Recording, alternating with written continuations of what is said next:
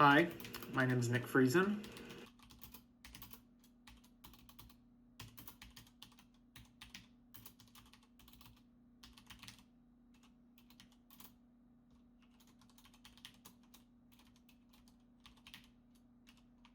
Cool.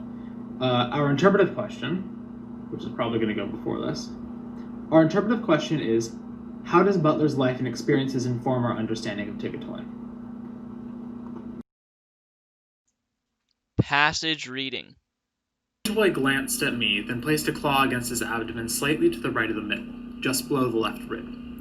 There was movement on the right side, tiny, seemingly random pulsations moving its brown flesh, creating a concavity here, a convexity there, over and over until I could see the rhythm of it and knew where the next pulse would be. Lomas's entire body stiffened under Tigatoy's claw, though she merely rested it against him as she wound the rear section of her body around his legs. He might break my grip, but he would not break hers. He wept helplessly as she used his pants to tie his hands, then pushed his hands above his head so that I could kneel on the cloth between them and pin them in place.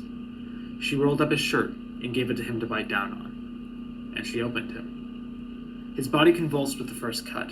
He almost tore himself away from me. The sound he made, I'd never heard such sounds come from anything human. Tigatoy seemed to pay no attention as she lengthened and deepened the cut, now and then pausing to lick away blood. His blood vessels contracted, reacting to the chemistry of her saliva, and the bleeding slowed. I felt as though I was helping her torture him, helping her consume him. I knew I would vomit soon. I didn't know why I hadn't already. I couldn't possibly last until she was finished. She found the first grub. It was fat and deep red with his blood, both inside and out. It had already eaten its own egg case, but apparently it had not yet begun to eat its host. At this stage, it would eat any flesh except its mother's. Let alone, it would have gone on excreting the poison that had both sickened and alerted Lomas. Eventually, it would have begun to eat. By the time it ate its way out of Lomas's flesh, Lomas would be dead or dying, and unable to take revenge on the thing that was killing him. There was always a grace period between the time the host sickened to the time the grubs began to eat him. Tigatoy picked up the writhing grub carefully and looked at it, somehow ignoring the terrible groans of the man. Abruptly, the man lost consciousness.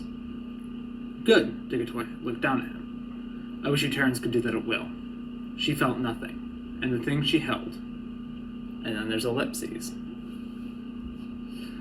Okay. Text analysis. In this passage, Butler heavily relies on irony to shape how we perceive Tigatoy and Tigatoy's nature.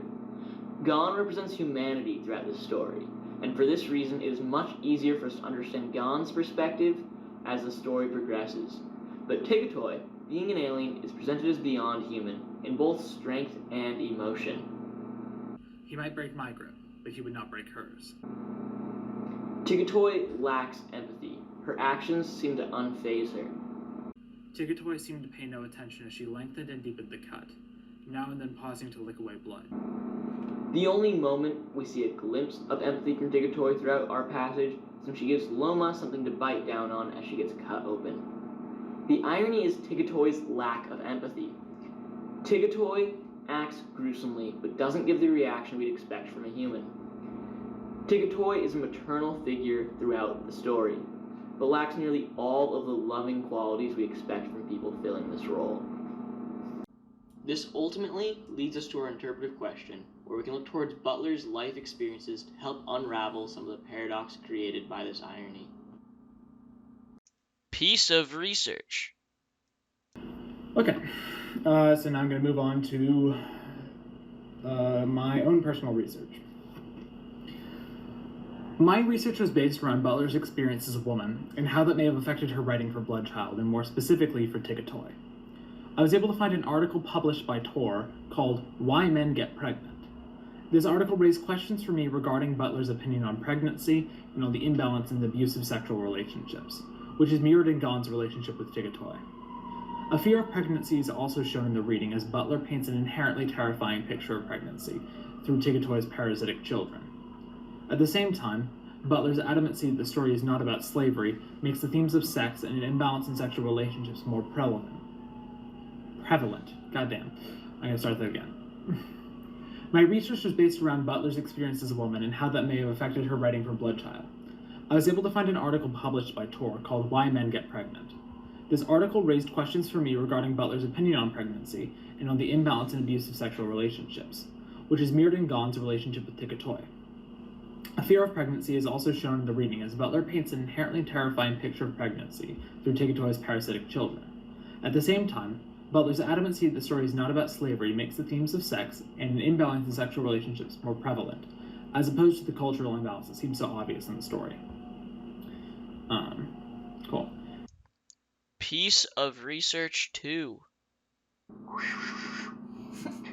Octavia Butler's father died when she was young, leaving her to grow up in a single-parent household for most of her life. This seems like it could be important context when considering the relationship between Gon and Tigatoy.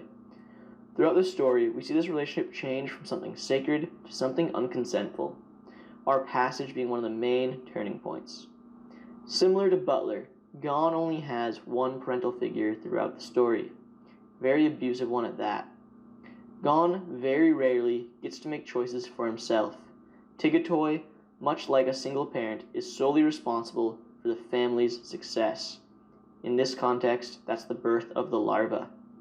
Gon looks up to Tigatoy as a parental figure, but it is clear Tigatoy sees Gon as nothing more than a means to the end.